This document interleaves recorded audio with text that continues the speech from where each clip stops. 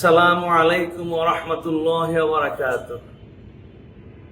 প্রিয় মানব দরিদ্র ভাইয়েরা, আসছে 12ই এপ্রিল বিকাল 3টায় ফিলিস্তিন সলিডারিটি বাংলাদেশের উদ্যোগে সোহরাওয়ার্দী উদ্যানে অভিমুখে অনুষ্ঠিত হবে মার্চ ফর গাজা।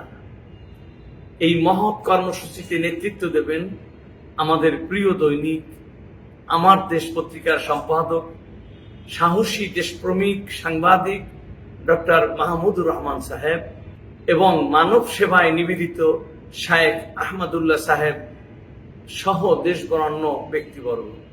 বন্ধুরা, ইসলাম জাত পথ চেনে না।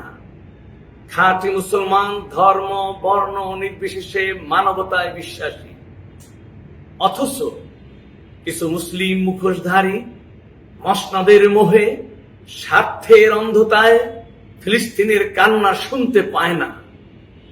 যাদের হৃদয় কাঁদে না মজলুম ফিলিস্তিনের জন্য, তাদের মুসলমান দাবি তো দূরের কথা, মানুষ দাবি করাও অনর্থক। মুসলিমিন ঢাকা মহানগর ও জেলার সকল থানা ও উপজেলা কমিটি সহ 64 জেলার লক্ষ লক্ষ নেতা কর্মীকে মার্চ ফর গাজা কর্মসূচি সফলের আহ্বান জানাচ্ছি। দল মত সিলসিলা নির্বিশেষে আমরা সবাই এক কাতারে দাঁড়াই, অংশ নেই মার্চ ফর গাজায়। বিশ্ব বিবেককে জাগ্রত করতে আমরা কখনো ক্লান্ত হব না, থামব না। ফিলিস্তিন হবে স্বাধীন ইনশাআল্লাহ।